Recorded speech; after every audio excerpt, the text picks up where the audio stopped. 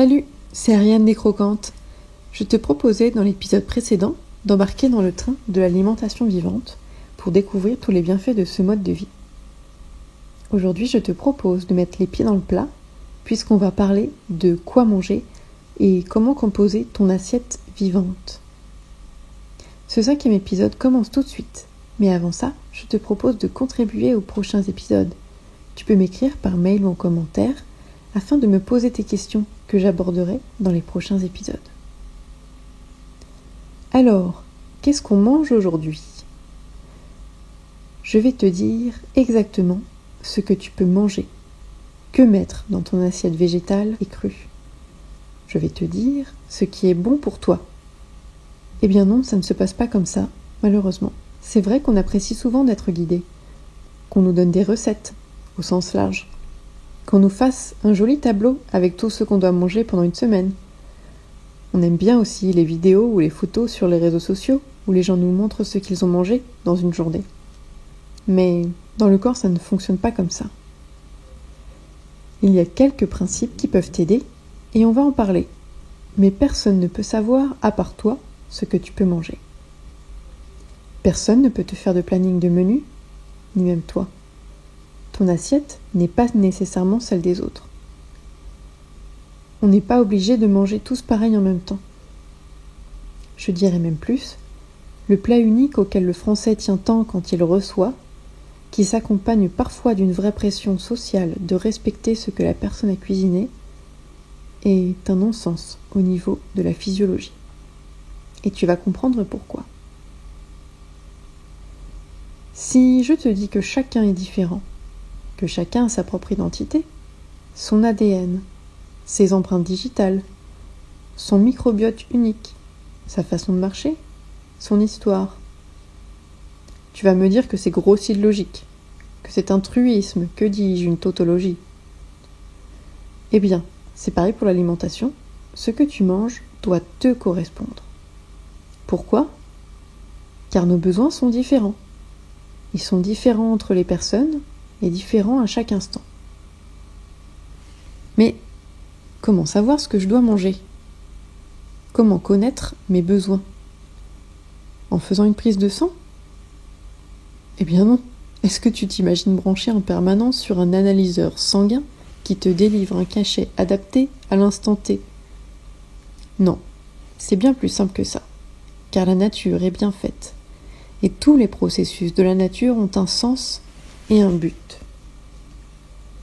L'instinct, c'est cette envie, là, maintenant, de croquer dans un concombre. Attention, on parle d'aliments physiologiques, crus et bruts. Bien sûr, pas de chips, de chocolat, ou même de noix de cajou qui sont rarement crues. Et bien sûr, on parle aussi de manger quand on a faim, pas pour assouvir un vide ou une anxiété. Si tu sais l'écouter, ton corps te parle. Qui n'a pas vu un enfant croquer dans un citron, raffoler de cerises ou quémander du melon ? Les enfants, souvent, jusqu'à un certain point, sont encore reliés à leur instinct. En grandissant, la société finit par les formater, comme nous le sommes aujourd'hui. Menus en cantine, heures de repas fixes, publicités incessantes, commerce alimentaire ouvert en permanence.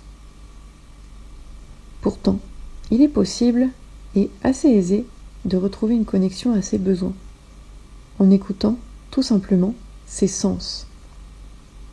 Envie forte, mais aussi odeur, et bien sûr goût.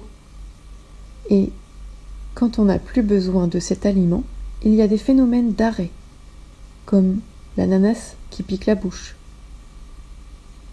Dominique Guyot parle d'alimentation sensorielle. C'est un crudivore de longue date qui a guéri sa sclérose en plaques en changeant de vie, et notamment en s'alimentant de façon instinctive. Je t'invite à aller voir son travail.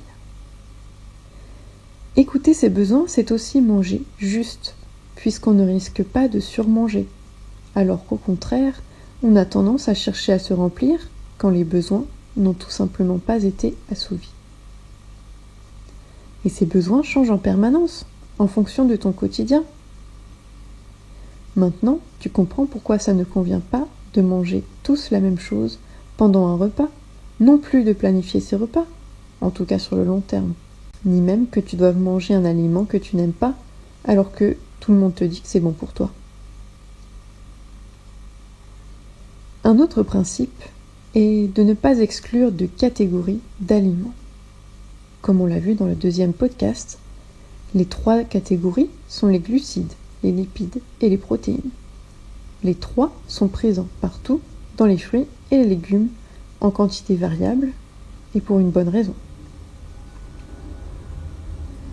Au niveau de la qualité et de la diversité du microbiote, si on exclut une de ces catégories, comme dans les régimes cétogènes ou les régimes sans gras, on se prive d'une partie des nutriments, ce qui impacte la qualité du microbiote, qui, on le sait, est essentiel, surtout en ces temps où notre immunité est malmenée par la peur, le confinement, l'irrespirabilité des masques, etc.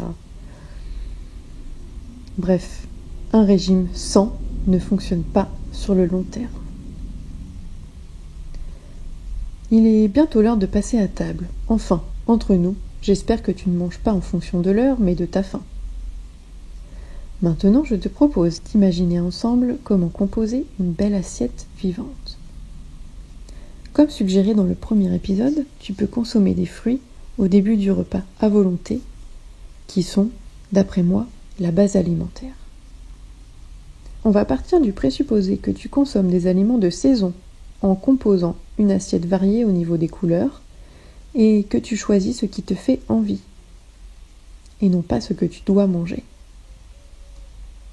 Dans cette assiette, tu mettras 1 à 2 légumes comme base, spiralisés, râpés, ciselés ou sous toute autre forme qui te plaît. Ensuite, tu choisiras 1 à 2 portions d'aliments sucrés. Ça peut être des fruits en morceaux ou bien des fruits secs. Tu ajouteras aussi 1 portion d'aliments lactofermentés qui feront le délice de ton assiette. J'en profite pour te rappeler que si tu souhaites te mettre aux légumes lactofermentés, je te propose une formation en ligne très complète sur le sujet. Enfin, tu compléteras par une poignée d'aliments acidulés et ou des aliments croquants, comme la grenade, les fleurettes de brocoli, des graines germées, ou encore du kumquat. Et avant de déguster, tu pourras parsemer d'aromates, d'épices, et ajouter une sauce qui te plaît, ou tout simplement un peu de jus de citron. Tu as remarqué que je ne te donne pas de recette.